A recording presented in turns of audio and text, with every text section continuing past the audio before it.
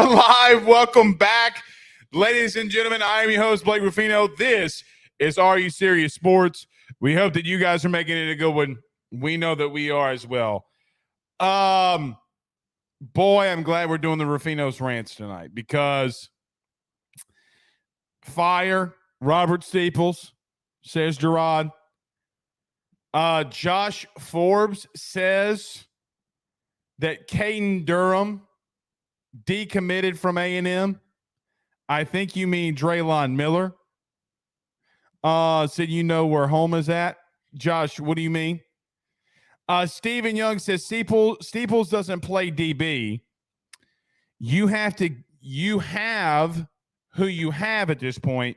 Got to recruit better DBs.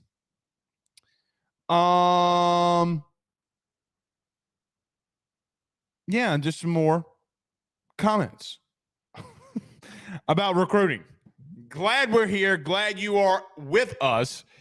We will talk a little recruiting. Calm. As Mel Gibson said in Braveheart, hold. Pause, but hold. Because there are things working behind the scenes that not everybody knows about.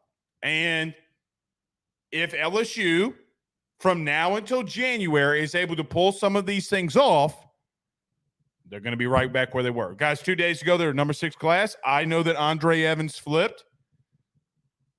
Calm. I promise you. We'll talk about that a little bit here tonight. But we are guesting up double time here. We go out and talk about the Army Black Knights. Now, did y'all see the end zone that LSU is doing, the camo end zone? No, you didn't see it because it's camo. Haha. What about that dad joke? What a hell of a program you have that will do something like that to honor these young men doing that, the camo stuff in the end zone. Who knows what else they have in store? But class act. But Sal Donato joins us. Sal Donato joins us at 7:30. He will talk a little of the Black Knights and Army. What can we expect? They have a quarterback that's been injured. Are they expecting him back? How are things going up there at West Point? We'll talk to Sal about that. John Hendrix, we'll talk a little Saints.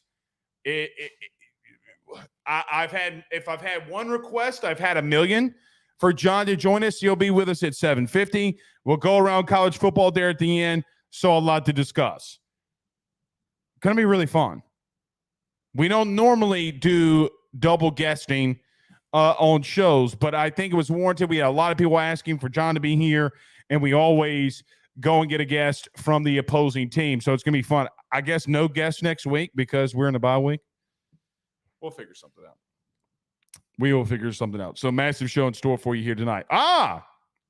Kevin says, watching from the 985er Raceland. 985 is in the building. Yes, where are you watching from tonight? Where are you watching the show from? Are you in the 985, the 225, the 504, the 337, the 318, or are you not in the state?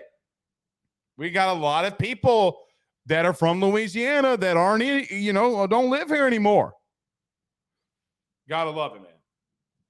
You gotta love it. Eric says, watching from the Berg tonight. 614 Columbus, Ohio says Aaron Foy. And it looks like Aaron is wearing some military gear in his photo here. Thank you for your service, Mr. Roy. Thank you so much. Thank you so much for your service. David Woodard, says, I need to see more out of the DBs, coach. Let's say we see some blue chip DBs, but can they be coached up to be shutdown corners? Yeah, I'm with you. Bart Smokey's in the house. Our good friend Bart Smokey. Alexandria, the 318, 3-1 great. Stephen Young says the 256 as usual. The 956, says Blake.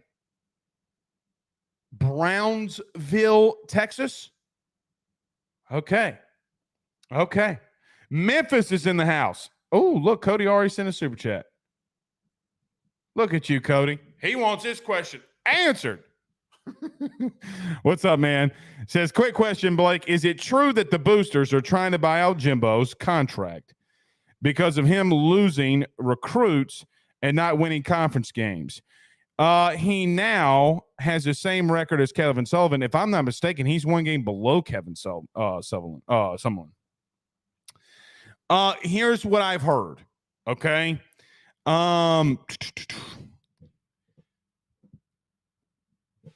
Thank you so much for the super chat too, Cody. Every time you guys send super chats helps the show greatly.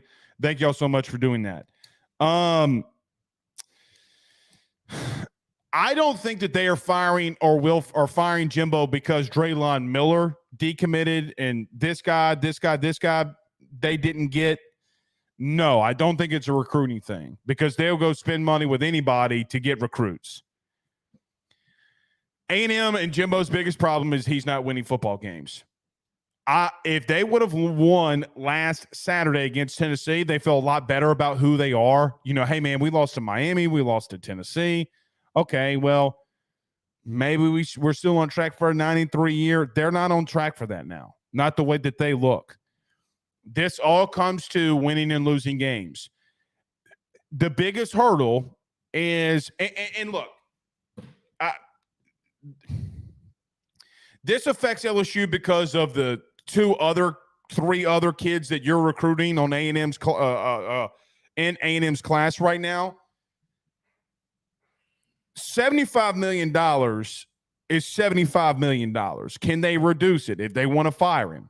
I'm sure they can come to a negotiation of some sort. But it's not just firing Jimbo. You have to fire the entire staff. Okay, let's say that they agree to $60 million. Okay, let's say firing the staff and the buyouts is, let's just say, another $8 million. You're at $68 million. Support staff, another $5 to $7 million. So you're back right up to $70 million, $75 million in a heartbeat. By the way, if there's a coach worth a damn, like any coach out there worth a damn, you're going to have to go pay their buyout. Like, let's say that for whatever reason, A&M wanted to go after Dan Lanning. What's Dan Lanning's buyout?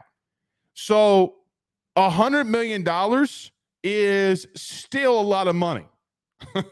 Like, it's not a cash that you get to or have to write. You don't even have to contribute to it.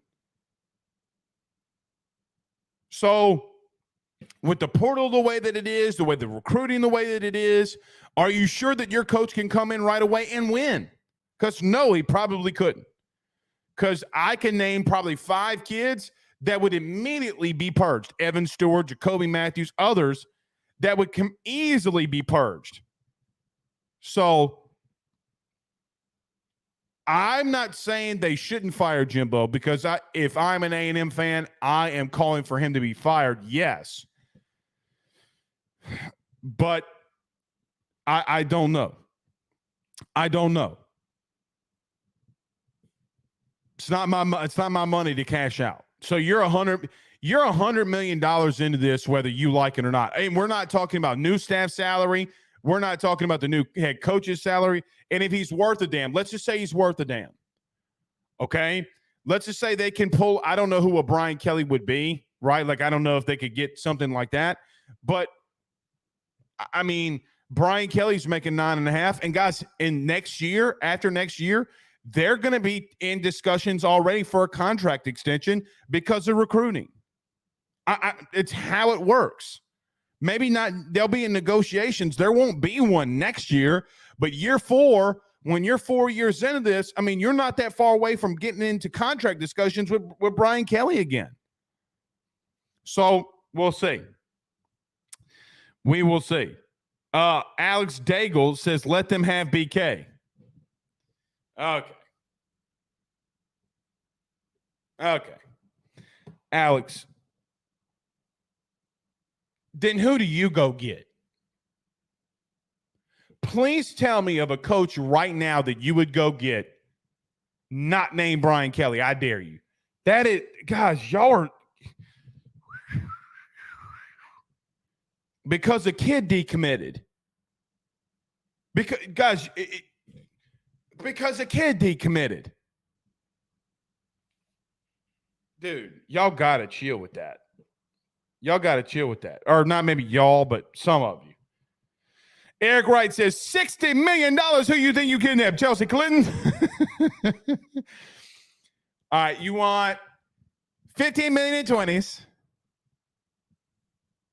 You want 10 million in 10s.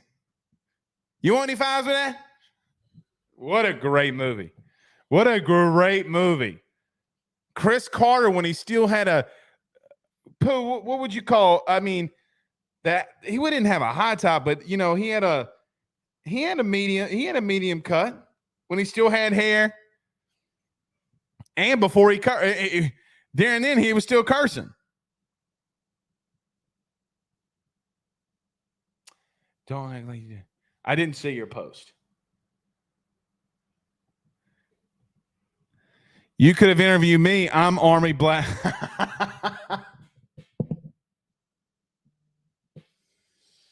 That's why I'm so glad that like 3,000 of you that listen to the show every night on the audio won't know what Pooh Bear just said because I didn't read the whole comment. Yes, Pooh was in the Army too. How do you like that, Pooh Bear? How do you like the end zone? I think it's awesome. Oh, and by the way, can we stop with the Corey Raymond coming back thing? If he comes back, he comes back.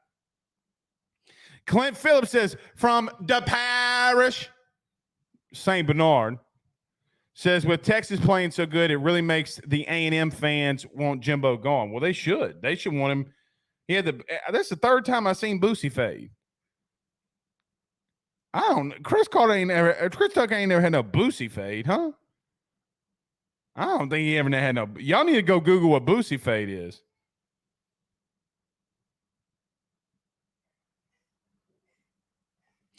Leslie won with the I formation. Sure. Leslie also had a career record of going 9-3 every year. And you also wanted him fired too because he wouldn't adapt offensively. Guys, y'all freaking like what's this thing about Brian Kelly like and y'all wanting to fire him all of a sudden? Like what the fuck? Pooh, this beats everything that I've ever seen. I'm serious. This beats everything that I did not expect tonight to come in the show and comments blaring down the freaking show, paper pop. Okay, that y'all want him going for what? What are you talking about? Bro, if you think he should be gone, stop commenting. Because the truth is, he's going to play Army, probably going to win, and then he's going to have a bye week, and then he goes into playing Alabama again for the West. Guys, Ole Miss is going to lose 2 games. They're sure as shit going to lose to Georgia.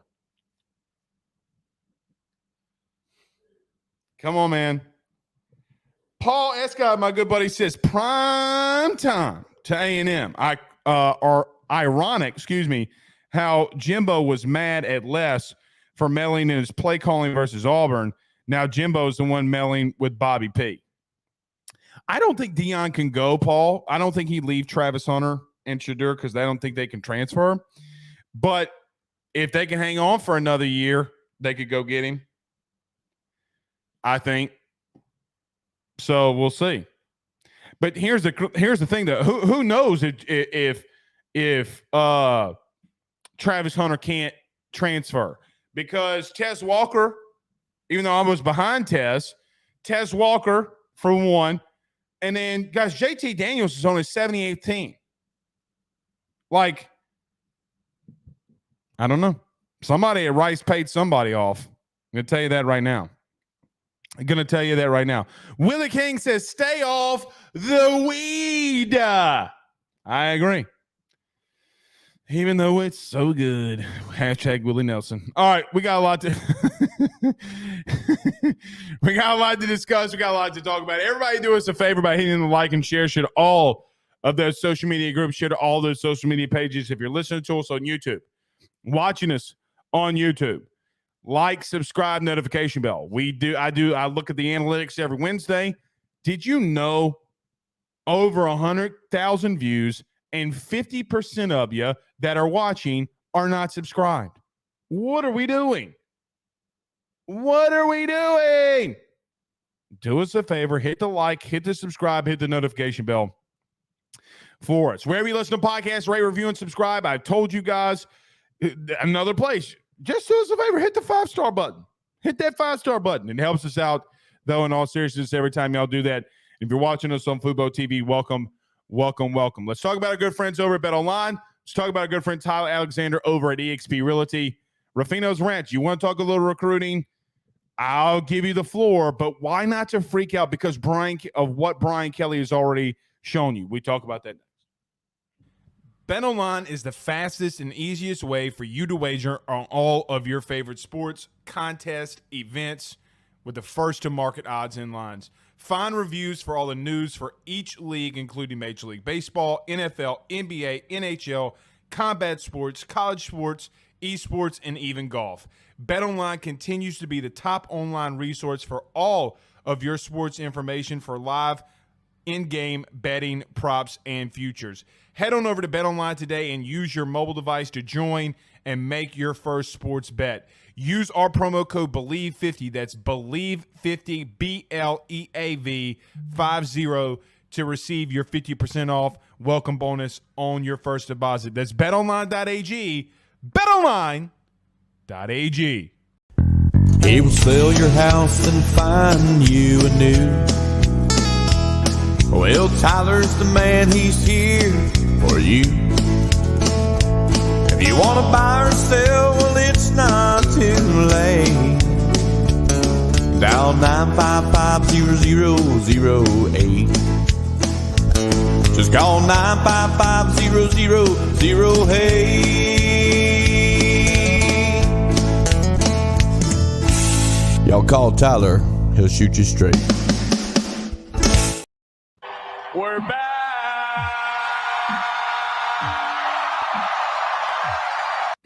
Very quickly, I don't really want to waste a lot of time on this, but I am going to say it. Andre Evans decommitted from LSU today, technically just flipped to the Georgia Bulldogs. Kid from Tennessee came down to LSU to camp. LSU offered. He committed about a week later. LSU was high on him when he had camped, had been a commitment since the summer, flips today. And look, I understand the want to freak out. Okay? I get it. But I also saw a lot of you yesterday freaking out that JoJo Stone decommitted. And then when you saw Draylon Miller at A&M decommitted, you're like, oh, well, he was just at LSU. So were guys like Terry Bussey. I digress. It's never great when you have a recruit not only flip from your team, but go to a team that you will more than likely have to face off if you do get to an SEC championship game. That stings. But I'm going to tell you something. That people that live in the moment, I guess, don't remember. Technically, Brian Kelly has already had 2 signing classes.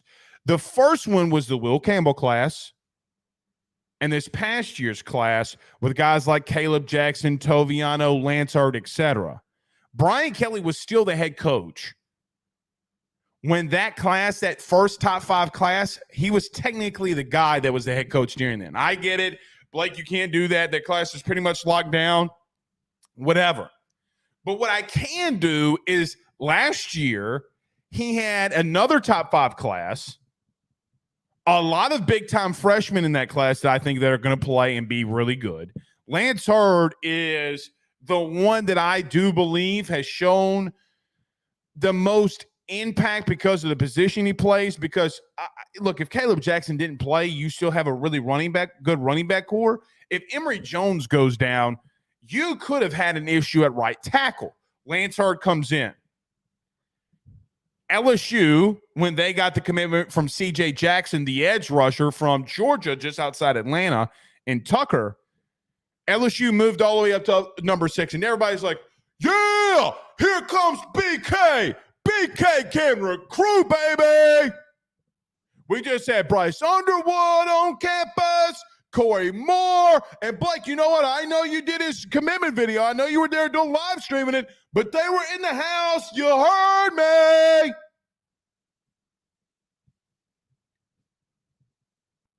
Then Andre Evans decommits. JoJo Stone decommits.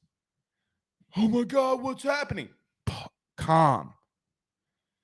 Right now, there are a lot of things going on behind the scenes that have not been reported on. Maybe the little whispers have not been hitting the airways or Twitter or whatever. It stings with Evans because your DB unit hasn't played very well. And I get that.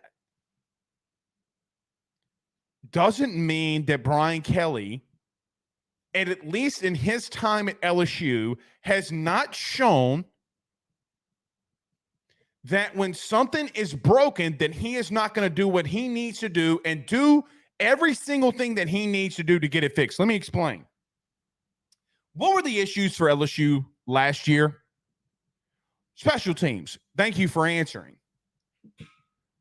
Brian Kelly got hands-on there.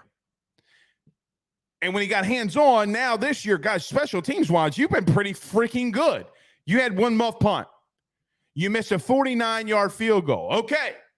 You missed another one that went over the upright.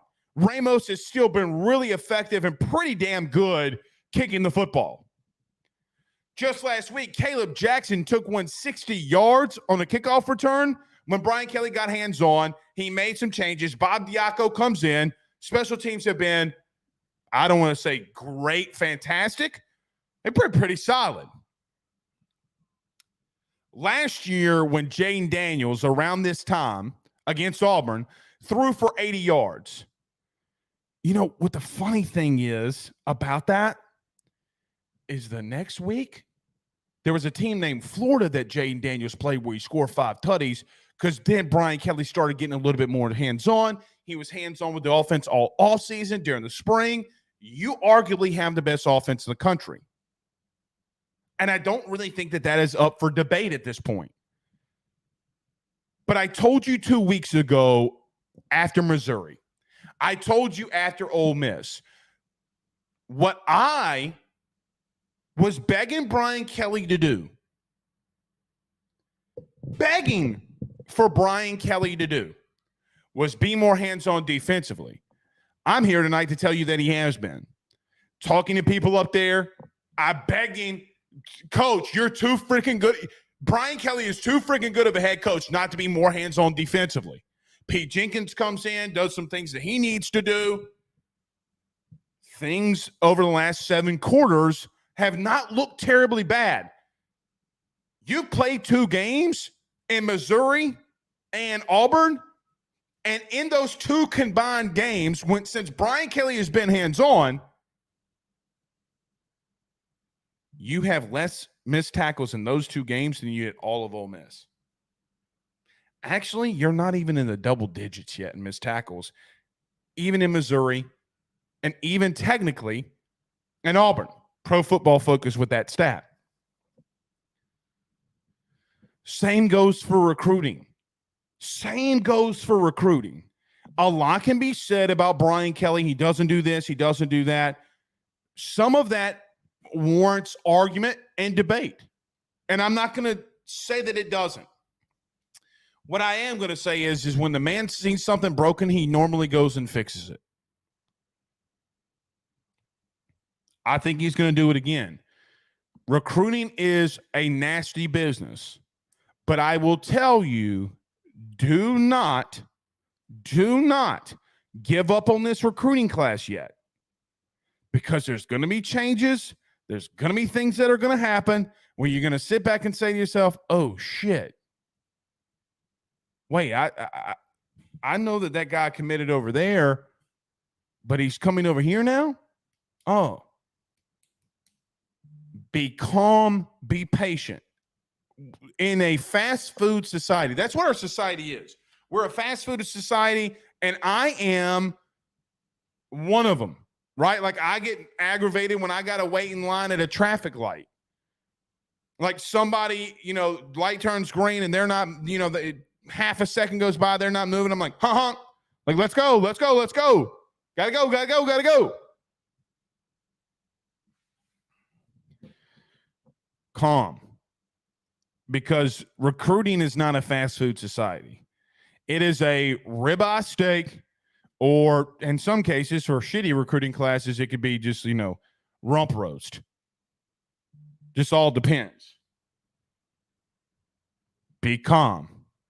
Because what's going to happen in 2 weeks, 3 weeks, 4 weeks, however long it takes, and you start seeing some things pop, don't come back up in here and saying, hey, man, I told you guys about BK. I told you guys about BK in recruiting. You were at number 6, literally Monday. And you're not going to be far off of that soon, I promise you. All right. Yes, indeed. We're supposed to have Sal into the show. Let me text him. We got some Army football to talk.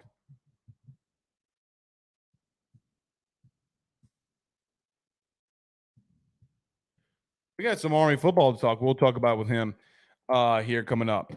So Sal's going to be joining us. We'll get to a couple of these comments before we do get to him. Rick says Smashville, a.k.a. Nashville's in the house. Go Tigers. Yes, indeed. Yes, indeed. Brandon Reese says, I doubt Dion leaving Colorado after just 1 year. Yeah, I doubt he does that too. I doubt he does this too. Yeah, microwave society. It's what we are.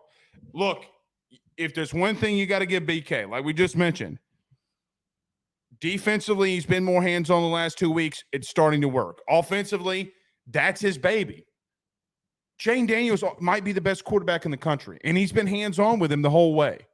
I know that Joe Sloan, Mike Denbrock, get a lot of credit, and they deserve it. Don't act like BK ain't been there, because he's with the quarterbacks, or was with the quarterbacks until, he started going a little bit more defensively, 99% of the time. And Jaden won't say this publicly because I don't think BK wants him to, but if you ask Jane Daniels individually and say, hey, man, tell me the truth, how much has Brian Kelly really meant to your development? He would tell you a crap load. Well, in that, a crap load. All right. Let's get to our buddy Sal. Black Knight Nation coming to AYS, looking for him to be joining us. Let's talk about our good friends over the Drake Williams Law Firm, drakewilliamslawfirm.com. Our good friend Carol Falls over at State Farm. Don't go anywhere. Let's talk a little bit of LSU Army, but let's go talk to someone who covers the Army Black Knights. We do that next. Stay with us. Guys, you might know my good friend Carol Falls and all the great service that he provides over at State Farm. He is your good neighbor after all. But did you know State Farm has surprisingly great rates as well? Along with the great neighbor service, State Farm agent Carol Falls has surprisingly great rates for everyone inside the state of Louisiana. So call him today at 985-395-4300, 985-395-4300 for all of those surprisingly great rates on auto, home, and life insurance needs. Like a good neighbor, State Farm is there, and individual premiums will vary by customer. All applicants subject to the State Farm underwriting requirements. By the Drake Williams Law Firm, drakewilliamslawfirm.com. Whether you've been injured in an accident, you're preparing for a future with your estate planning, you're getting ready to close in on a real estate deal, or you're about to welcome a new addition through adoption into your family, or you're facing criminal charges, you need very experienced attorneys, and that is what the Drake Williams Law Firm will be able to do for you in navigating the legal system. The door to their cozy office in historic downtown Ponchatoula has been open since 1981. They have helped thousands and thousands of Louisiana families and individuals win cases, close on real estate deals, and regain that peace of mind. Their lawyers over at the Drake Williams Law Firm, Ernie Drake III, Ryan J. Williams, and Summer Vignair, are very determined, compassionate, and dedicated to their craft. It's a Drake Williams Law Firm, drakewilliamslawfirm.com. Give them a call today at 985-386-7600. Tell them your good friend Blake Ruffino with AYS sent you on by. All right, we're joined by Sal Interdonato. Sal, how are we doing tonight, man? How's it going? Uh-oh. I hope we didn't lose him. Hey, Sal, can you hear us?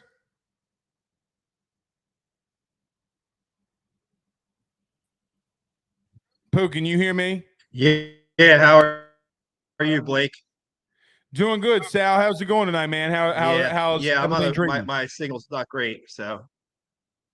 Oh, it's all good. We'll try to. We'll hopefully it works. I'm doing well. Hopefully it works Thank because I'm you. really intrigued to talk a little Black Knight Nation with you. Talk a little Army Black Knights. Look, I'll start here, Sal. Just give us because look, down in the South we don't get to watch a lot of Army football games, and it's probably to our detriment to some extent. But tell us a little bit about this season. How's it gone? And I know there's been a little quarterback, injury there. Give us an update on that too.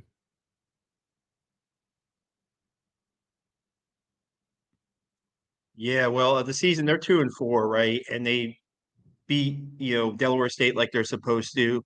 They beat a pretty decent UTSA team on the road, 37-29. But their 4 losses, they played a tough schedule, right? These last 4 games now, including LSU.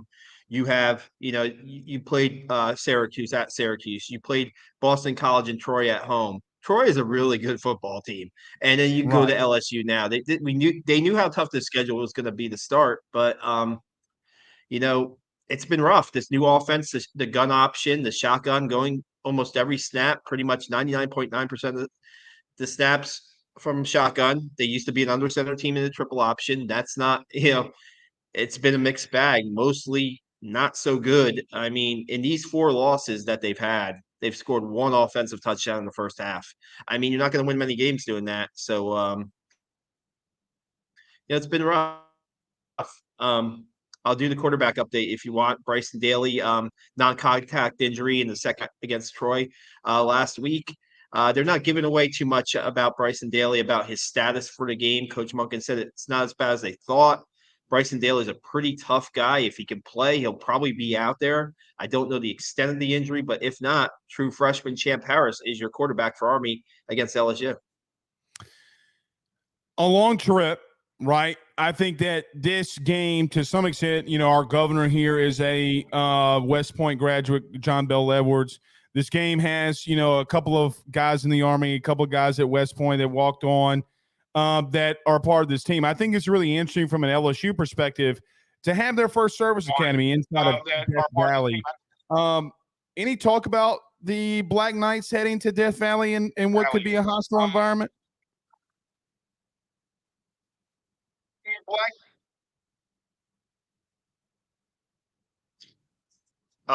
As far as Army's excitement for playing this game, I mean, they really get up for these Power 5 games against, the blue bloods, so to speak. They played Michigan at Michigan in recent years. They've been to Ohio State. They've been to Wisconsin. And this is a game where you usually get the best from Army. You usually get the best from Army. And they have a couple players from the state of Louisiana. One of their captains, Connor Finucane, is from Baton Rouge. He played at Catholic high school. He watched games as a kid in Death Valley. He rooted for the Tigers, and now his senior year, he gets to go in there and play against kind of his hometown team. So that's pretty. It's going to be a pretty special game for Connor Finucane. They have a couple other guys from Louisiana on their roster. Miles Stewart, who's a little bit banged up right now, hasn't played in the last couple games. But I mean, this is big for Army. This can put Army on the map. A competitive game puts Army back on the map for them this season. So, what do you think about defensively that this team has looked for meaning Army? Yeah, I mean they've kept the team in the games for the most part. I mean, the most points you give up 19 to Troy, 1 offensive touchdown, should probably be in the game, should have a chance to win the game. Played okay against Boston College, had a good first half against Syracuse. They played well, but sometimes not a complete game. They're going to need obviously a complete game on Saturday against LSU. They got to find ways to put pressure on the quarterback. They got to find ways to stop the run. This is a team that sometimes gives up over 200 yards on the ground in the game. I know against Boston College and Troy, I believe that happened or pretty close to it. So, I mean, they're a team who will rotate a lot of guys too. They played like probably 25, 30 guys on defense last week. They really like to keep their guys fresh, and that's something that they're going to have to do on Saturday, and they're going to have to get the best out of some of their better players. But what they're lacking that they haven't had in the last, they had Andre Carter in the past. They had a Marquell Broughton in the past. They need guys to step up and make plays. Guys like captains like Leo Lone and Jimmy Charlo. They got to get something. They got to get a turnover here. They got to get stops here. They got to just start off well. What is your thought about playing one of the best offenses in the country that LSU has been able to put together? What are your thoughts on what you've seen from LSU? Yeah, I mean, I watched LSU play Florida State. I was with friends and I watched them play Florida State in the first game. And, they moved the ball around and maybe it didn't go their way against Florida State, a bounce here, a bounce there. It's a pretty talented team, right? And offensively, man, I don't know if Army's really played a team like this. In the last 5 years, they played Wisconsin. Wisconsin is not LSU offensively. They played Oklahoma. The last team they probably played was Oklahoma and Kyler Murray's last year at Oklahoma. And they had Hollywood Brown. They had a really talented offensive team that year at Oklahoma. Right. And they went to overtime with Oklahoma and Kyler Murray, who's was a pretty good college quarterback, so but that's Only a not a lot Heisman of winner, guys, or probably no one's on that team from. Yeah. I mean, I'm a Cardinals fan, so I'm a Kyler Murray guy to a point. So, they really haven't seen this talent in recently. So, I mean, it's going to be interesting. Now, Nate Woody's a pretty good defensive coordinator. He's a pretty good defensive mind. We'll see how it starts off. Like I said, if they can get off to a decent start on offense or defense, then we'll see. But you don't want if it gets kind of ugly early. I don't know. I just they're going to be prepared. Are the schemes going to be successful enough to even keep LSU in check? They're going to have LSU hurt themselves, like, with a turnover or a fumble or something like that to help Army along on defense, I believe. So. Sal Interdonato, you can follow him on Twitter at Sal Interdonato and BK Night Nation on Twitter, blackknightnation.com. Couple more for you here, if you don't mind, Sal. Did you see the end zone that LSU did, the all camo LSU? What did you think when you saw that?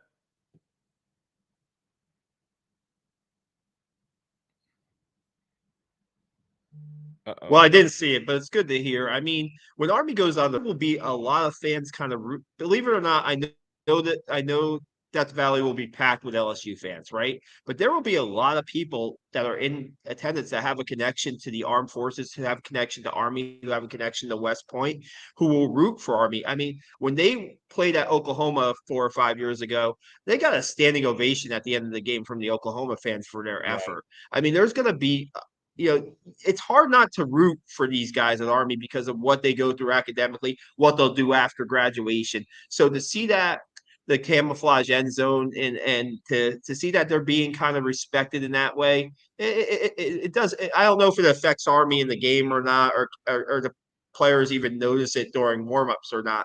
But it's a nice gesture by LSU. I'm going to ask you. I know this isn't Army, okay, but it was someone that was in the armed forces that came to LSU last year. Paul Skeens was a guy. I know this is completely random, but Paul Skeens is a guy that came from baseball, from Air Force, and was at LSU, was the number 1 overall draft pick. Do you think it has the transfer portal from an armed services aspect changed some guys leaving? Like, how has the portal really affected the service academies, if really at all?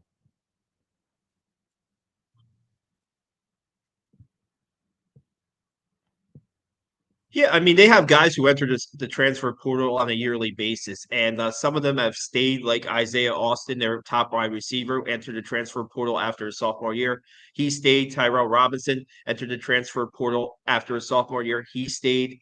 Quinn Moretsky entered the transfer portal after his sophomore year. He stayed. I don't know what kind of offers they were getting from other schools. I don't know what their options were, but like for Quinn Moretsky, their kicker, for instance, said that the Army Football Brotherhood, brought them back. Now they have guys who are playing elsewhere. They have a guy like Anthony Atkins, who was one of their better running backs a few years ago. He's at UCLA now. He's probably third or fourth string on UCLA, but he's a 245, 50-pound running back, that fit well into the triple option scheme. He left West Point, and he's over at UCLA. If you Googled West Point football roster, you would find guys that are on the other FBS teams that have transferred from Army. They got they got a person through the transfer portal this year. They got an offensive lineman from Central Michigan, Kyle Kluska. His brother Tim is at Army Prep right now as a freshman. So that kind of helped out a little bit. But they have an offensive line. They got one in the transfer portal. They probably lost a handful every year. Either decide, sometimes real quick after the sophomore year at West Point, if you go to your first class your junior year, you're obligated for the next 2 years at West Point and the 5 years of service in the Army after graduation. So some of these guys after their sophomore year will say, okay, West Point's not for me. I don't want to, 7 years is a long time, so I'm going to put my name in the transfer portal and try to play elsewhere. There's a defensive lineman that was a freshman last year for Army, Kamari Copeland. He was in the rotation for them, probably third string defensive end. Left the academy, is now a JUCO player, and he's getting offers from some Power 5 schools right now. And he's like, I saw him post somewhere where he's the number 3 JUCO defensive lineman now there right now in the recruiting class. So they do get restored guys there, but some do leave and go play elsewhere in big time programs. So I really do appreciate you joining us, man. This has been fantastic. We appreciate your insight on the Black Knights. Tell everybody where they can catch all y'all stuff and what you guys are doing.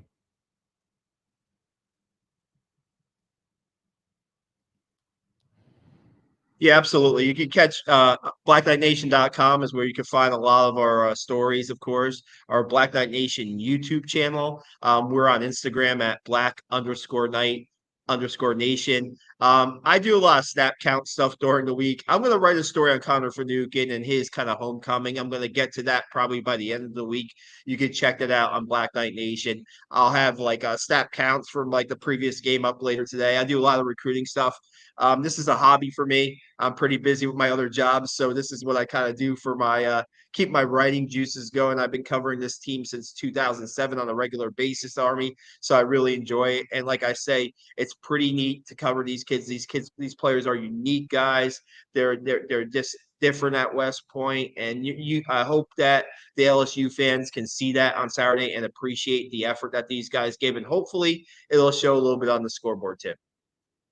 1,000%, and I do think LSU is going to definitely do that this week with all the stuff that they're doing. Sal, thank you so much, buddy. We'll talk soon, okay?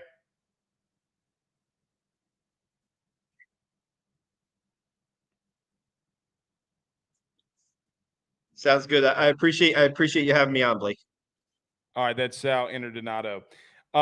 Really good. I thought it was fantastic insight. One thing that, he mentioned, look, they might come in here wanting to play. This is their history coming into games like this, wanting to play hard. So we'll see. All right. Yes, he's here. Stop texting the show line. Jesus. 17 texts during the show last night. Bring me Hendrix. Bring me Hendrix. You would think that Jimmy was walking through the building.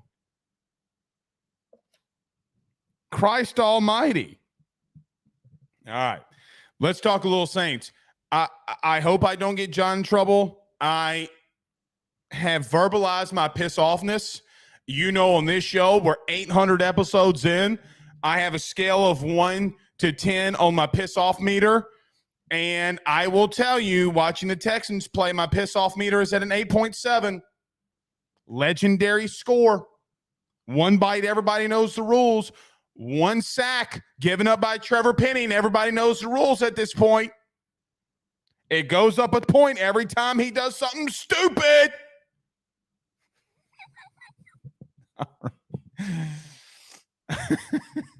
John's not going to come in here. I screwed the pooch. All right, let's get to it next. Let's talk about our good friend Steve Bean over at Bayou Daiquiris, Bayou Boligo in Covington, Mandeville. Let's get to John Hendrix, talk some Saints next. Bayou Daiquiris at Bayou Bowl & Go is owned and operated locally by Steve and Lisa Bean. You can find them at 1512 North Highway 190 in Covington, Louisiana. That's 1512 North Highway 190 in Covington. The North Shore's first crawfish drive-thru is about to step it up another notch by bringing you drive-thru daiquiris as well. You can call in your order today at 985-888-1914, 985-888-1914, because you know what?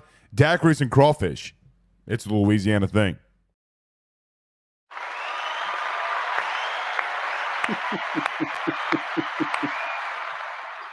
John, I texted you earlier this week and said, emergency. I had 17 requests for you last night on the show. People are aggravated. So John Hendrix, you can follow him on Twitter at John J. Hendrix with the X. Buddy, talk me off the ledge with this team because the Saints, it does feel like, are having just big issues. Talk me off the ledge. Sure. Well, I appreciate the love, first of all. I'm also going to have to start requesting my own entrance music. So, like, next time, maybe the Stone Cold theme or maybe What about this? What about this? There you go. I mean, You either like way. a little But Mike Jones in your life?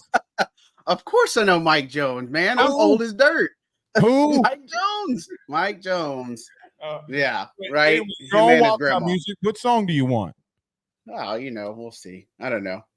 I like back then. Back then might be fitting for me pretty soon. Talk me off the ledge, John. The Because grind doesn't stop. talk me off the ledge. Look, I do think that this team is doing some good things. Like, I still think that this team we don't get to cover them a lot. We try to talk them as much about Saints as we can, but LSU does stupid things too. And so, shit gets crazy. But the bottom line comes, I look at them in the red zone. We talked about this off air. And I look at this defense in the red zone. They're not good at times at converting and stopping at times, statistically speaking. Is it as simple as fixing some small things offensively and defensively, or am I crazy? No, I think it's spot on. So I think the biggest thing, let's start with the offense, because that's the big thing. Because what I will say against the Texans is they did a really piss poor job in the first half, and they rallied behind DA's challenge in the second half, and they played lights out. Did everything they were supposed to. And I think this defense has carried this team now for several years, and it's kind of tiring for a lot of those guys, right? But the offense, speaking about the red zone, so I put up the stat this week. They're 7-19 right now, and so people at home, that means they have 7 touchdowns and 19 trips. Now, I take one out of those because that's at the end of the game against the Titans. They did a kneel down. That doesn't matter. As of right now, I just put an article out talking about the red zone. Saints.media, small little plug, detailing all the red zone stuff that you need to know. They've left 53 points on the table this year right now in the red zone. So it's tough. And so I say all that to say consistency, execution are the 2 biggest things that they have to do. The first one is execution, but that comes from communication and knowing the assignments, knowing the details. Of course, it's play calling, and I know people are going to ask and call for blood. This is not just a Pete Carmichael Jr. problem. This is not just a Derek Carr problem. This is not just a Chris Olave problem.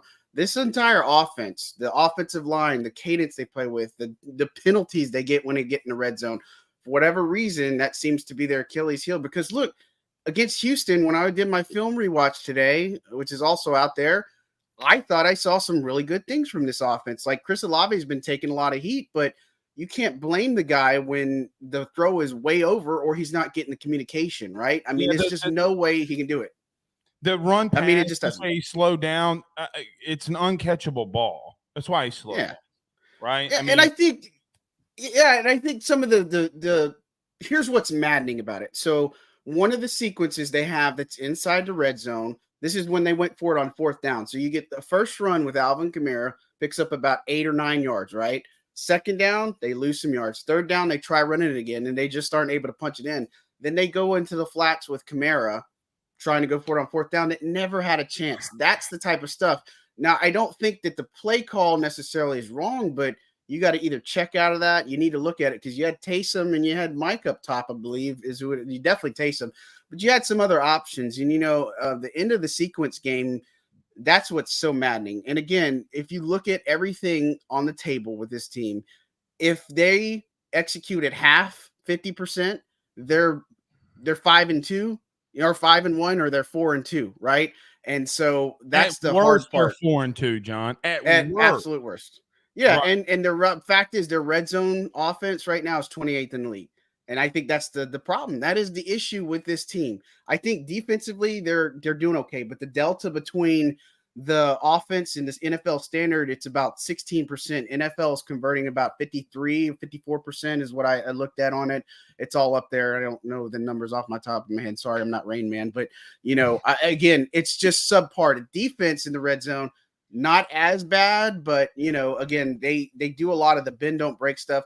I just didn't like what I saw in the first half defensively from the Texans. Second half, lights out, except for that one big play that put them inside the 10. But, the offense, to me, they've got to figure this out. The offensive line is hobbled and beat up. And I was on your show and told you it was a matter of when and not if they were going to deal with injuries. And this is what we're dealing with right now. And it's a nightmare and a half.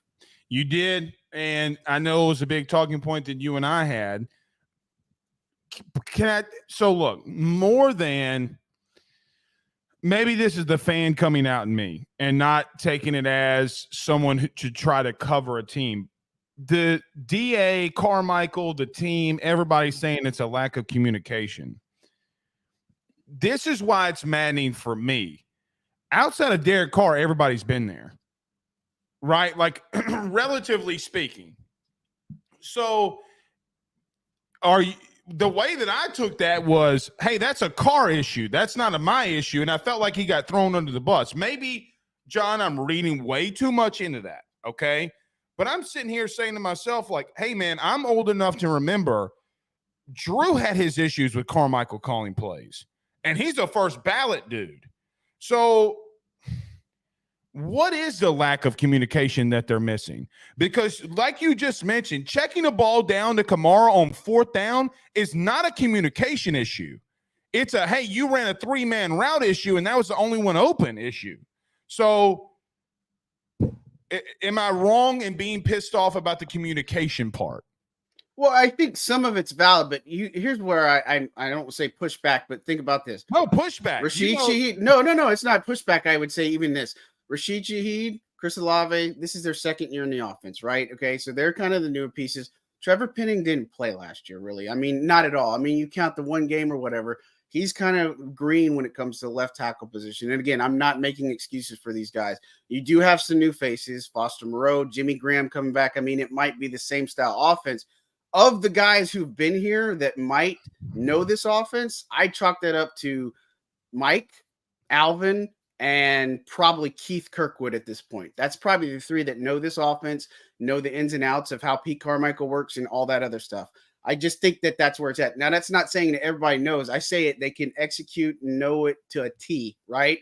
And so for the other guys, some of them are newer, some of them just haven't been here, and some of them have been and learning some things. I mean, this goes down to everybody. And I think when you look at guys like DeMario talking about the sacrifice and things that they're trying to rally up in their locker room, which I will say, this locker room is not lost. This locker room is not at a point. I mean, even last year, I told you that they were never in the spot where this was going to be ugly. And you're never going to see this team throw people under the bus publicly or anything like that. There are going to be some tough conversations behind closed doors, and we're never going to hear about that, right? That's just how they operate as a team. But there is some gut checks. There's some things to look in the mirror because, again, when you are at a facility, you get a choice. Like today is treated as a Friday. When practice is over, you can roll out by 1:30, right? I mean, that's the thing. It's those guys who stay the extra time, like a DeMario, like a Cam, like an Alvin, a Mike Thomas, all these guys, and put in 30 minutes extra in the weight room, 30 minutes extra in the film room, 30 minutes doing this or that. That's the type of thing that I think they're missing from some of the guys. And I'm not telling you that that's not what they're doing, but I think that's what makes DeMario, Cam, Alvin, Mike, all these other guys, Eric McCoy. I think that's some of the difference. And so I think they've got to lean and challenge these younger guys because they're counting on these younger guys and they're not getting the job done on a consistent basis. And I think that's why you're seeing the miscommunications, the lack of execution, the consistency is what drives me mad. Is you don't see a consistent product week after week, drive after drive. It's just not there. I got to admit something. I did go play Madden after the game, and the score at halftime was Saints 49, Houston 3. Just want to throw that out there because and by the way, Alvin had a special teams touchdown. He had a passing receiving touchdown and he had a rushing touchdown. Just throwing that out there. I'm not saying that I should call plays, but I'm just saying. All right, Cody sends a $4.99 super chat. He says Dennis Allen is 21-50 as a head coach through 5 seasons. I don't think he's a good head coach, but a good DC. Is that concerning for Saints fans? Thank you, Cody, for the super chat. Is the heat turning up on Dennis? I don't think it is. I don't think it is at all. And what I would say is the optics from the outside looking in are what they are for fans. But I'm going to tell you, these players like playing for Dennis Allen. They do. It's not just defensive players. They like playing for Dennis Allen. They love him as a coach. I mean, there are certain things. I think last year was a little bit tough because you had a lot of Sean Payton's carryovers and leftovers here, and it wasn't able to imprint his own type of style and things. But that's the thing, and that's why this has to work, is because you've got your coaches, you've got your players, you're running this entire thing.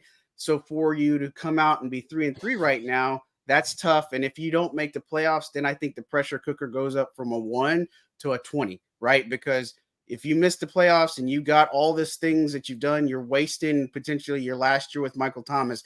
Cam Jordan's only playing for another couple of years. DeMario's getting older and such. I mean, you're just wasting some of these guys and their opportunity if you're not serious and you're not going to be competing. And if you're not going to throw up anything better than a 7-10 record, trade these guys and let them go try to get a ring. That's the biggest thing. And so I don't think the pressure's there, but I understand the optics. I understand that he wasn't good in Oakland. But I'd also say Oakland is a dumpster fire organization. So whether you want to know that or if you heard of that or not, they're not a really well-ran organization. And so I could understand that and bite that. But, here in New Orleans, you are expected to win. There is a standard that they're held to. And look, I think DA has communicated that message. I just think really for fans where the rubber meets the road is you're tired of hearing the same things and not seeing any, change, right? It has to be better. It starts with me. We've got to be better. We got to do this. I got to do a better job. Like at some point, the words that you keep hearing every week, it's got to actually show up on the field, because then that's what raises extra questions from fans, because they're like, well, you're saying all the things. And that's why I always tell people, I was like, right now, talk is cheap. Just go out there and execute, do your job, improve. You don't have to be 100% in the red zone like you were in New England. Just be 66%, be half. And you got a chance to win this game.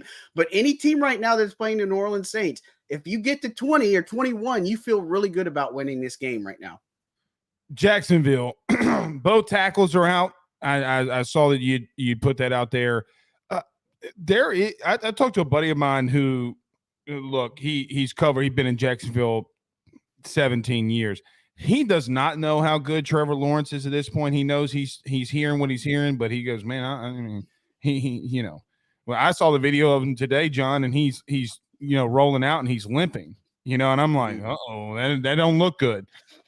Let's look at this game. Look, if there is a game that you could try to come and bounce back off of a Thursday night short week, how do you feel about this week with the Jags? Yeah, I think this is the start of a string, right? You've got 4 games on the plate right now.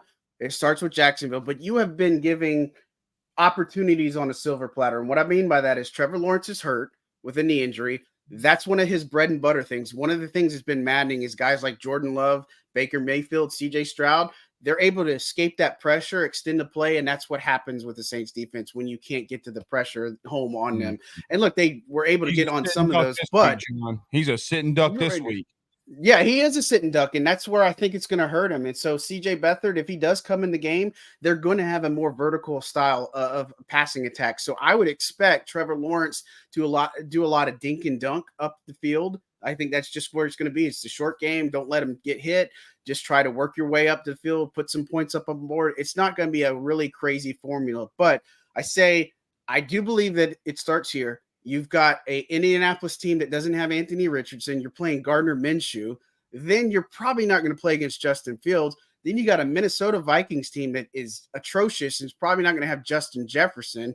And there could be in tank mode, I guess, in some aspects. They're just not playing good football. You could go 4-0. And if they go 4-0, I get some people are going to be like, well, all the things I just mentioned, that's why you won 4 games. It doesn't matter at this point. If you're 7-3 out of this break, you're feeling good about things. But again, execution, getting better in the red zone, doing all those types of things. I think if they fix that, because again, I was encouraged by a lot of things I saw on film. They were running the ball pretty well.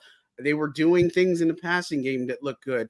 Again, I just saw the movement and the yardage and all those things. And it wasn't just it's garbage time or anything, because the game was close. Right. And so they put up almost 200 yards in the first half, but I feel good about some of the building blocks there, but they've got to put it together at some point. And the thing is, it cannot come in week 12 when you're having to claw your way for wins, and then you have to wait and wait on X team and Y team to lose games so you can advance and try to get in the postseason. They just don't get that kind of luck. I thought about this. This is from Andrew Paul's Hub Martin. He said Trevor's only 2 collegiate losses came in the dome, John.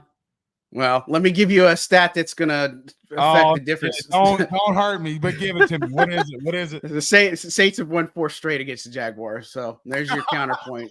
So they're 5-2 lifetime. They've won 4 straight against Jacksonville. So something's going to break, right? And it's going to be one streak or another. But I do think it's a big game for. I talked to the ATN family, this week. I think it's a big game for them.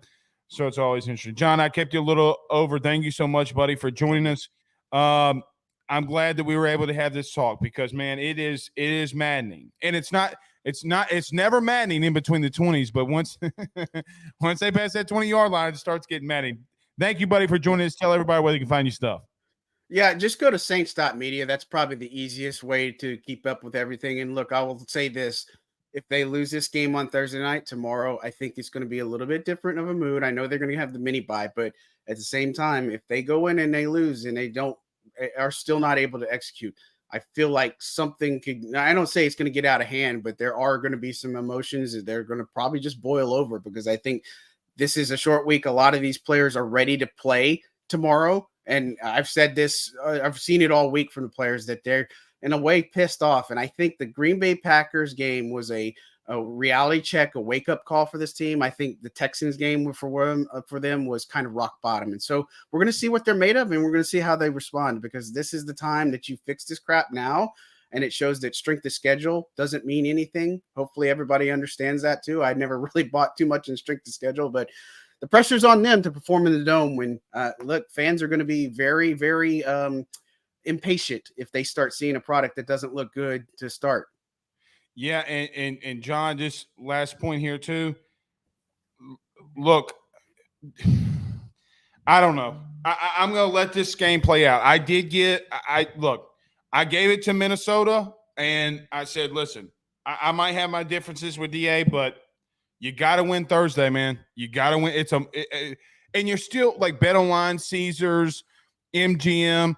All of them have the Saints still winning the division. Okay, they're 88% chance of winning the division, even though, look, the Bucs have, if Baker Mayfield is a quarterback that wins this division, I swear to God, I'm going to throw something. Just throwing that out there. Yeah, I think the wheels will come off there. And we previewed it on your show too. I told you I would never bought Carolina.